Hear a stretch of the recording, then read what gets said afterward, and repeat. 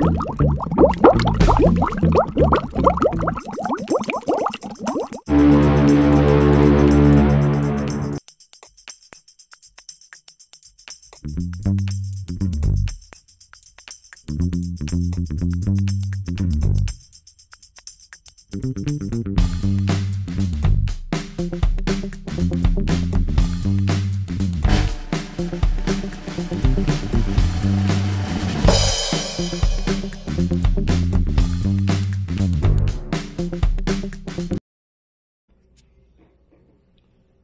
guys, this is Wonder Chrissy here.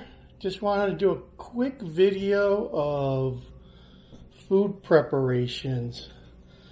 This kind of was brought upon by my own self prepping that I've been doing, tried to do. I looked into getting some MREs, which are the ultimate food preppers storage unit, and there was a very well-known website, and actually I checked a couple of websites, and they were backlogged for 3 months. So if I put in an order, it was going to take 3 months for me to get anything, and you know, MREs are not cheap. They're pretty expensive, but they do last, you know, probably about 5 years in most environments. And, you know, when you need them, they have the nutrition and calories that you need and all that. So canceling out that option, I decided, well, what else can I do? So I decided, hey, you know, MREs are expensive. I should be able to just go to the grocery store and buy some canned goods and shelf-stable type of goods, and you know, create a little stockpile in my basement, which was what I decided to do. But one of the problems was, you know, some of the stores around here have limits. You know, you can only buy 4 cans of this, 4 cans of that. And when you're trying to create a stockpile of, you know, minimum of 30 days, you know, you don't want to have to go back multiple times to the store and do this whole repetitive thing. I'd rather just do it and get it done.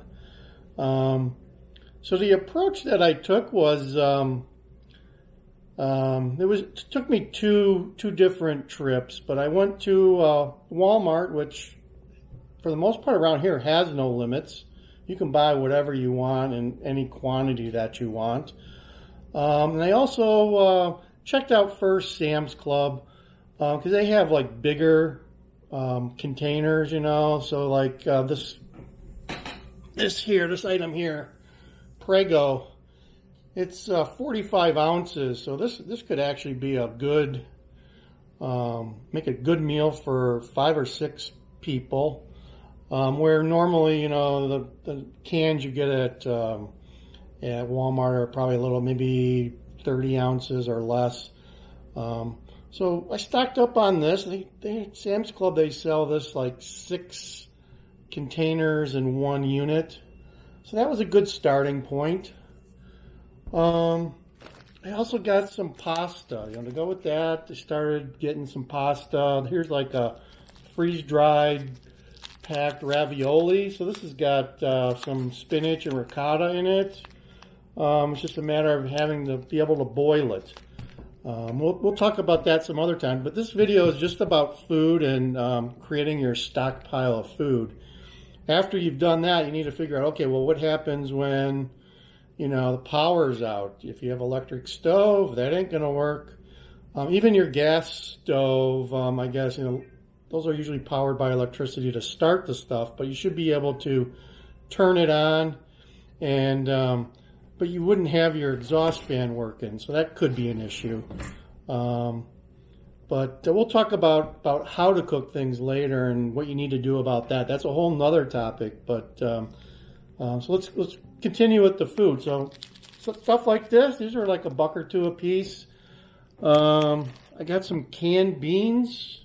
I love to make chili, and I'll throw in white beans, garbanzo beans, kidney beans, black beans. I'll usually mix 4 or 5 different types of beans when I make a chili because it just, to me, it tastes better and gives you a different texture instead of just the same normal kidney beans that people normally use.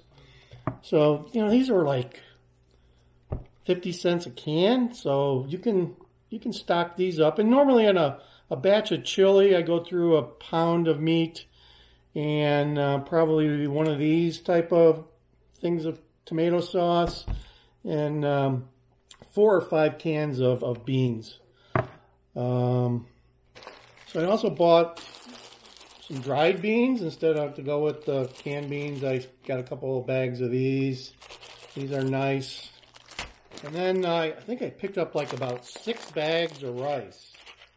Because, you know, rice can go with the beans and put a little sauce on it. It makes for a nice meal and you can pretty much do all sorts of stuff with rice.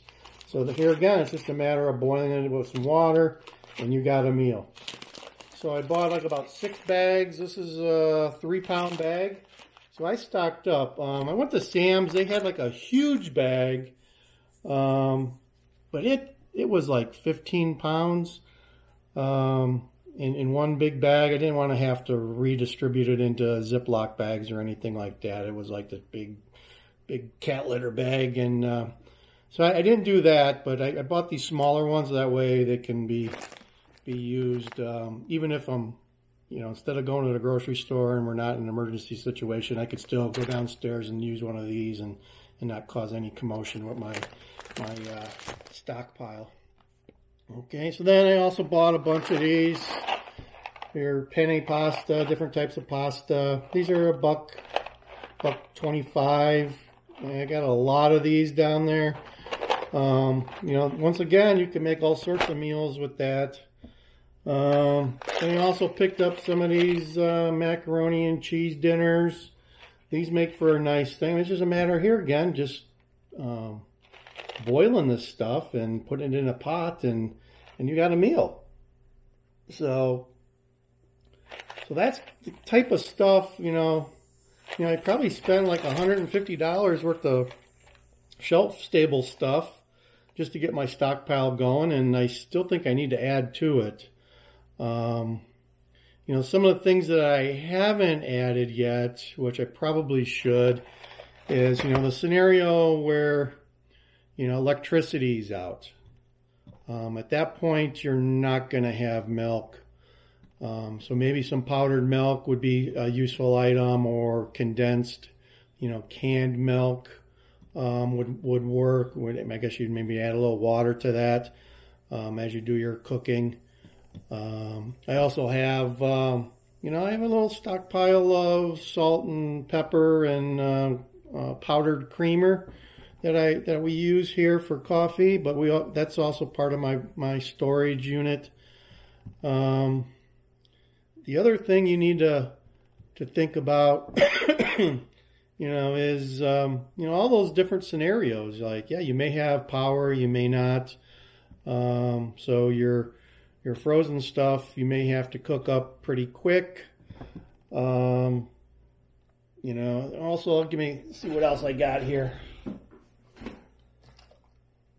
Some other items that work well. Here's some stock, chicken stock. You can use this to boil your rice and pasta and give it a little more flavor. Here's a can of chili beans with beans. You know, in a pinch, if you don't have any meat, you can take 2 or 3 of these and add a couple cans of beans to it and make a pretty good meal for several people. Granted, we only have 2 people that we're prepping for here, but we're also considering, you know, some nearby family that may not go through the effort of prepping like they should. And you know, the thing is, grocery stores. You know, I know some people that work at some of the local stores here, and they don't stockpile food. The truck comes in every day and they disperse it to the floor. So there's nothing behind the sealed doors at your local grocery store to restock a shelf. It's whatever's on the shelf is what you got. So if the supply chain, going back to, February, March when toilet paper was hard to find, if it's not on the shelf, you're SOL. So, that's another thing to mention. My stockpile's got some toilet paper, some really decent. I'm going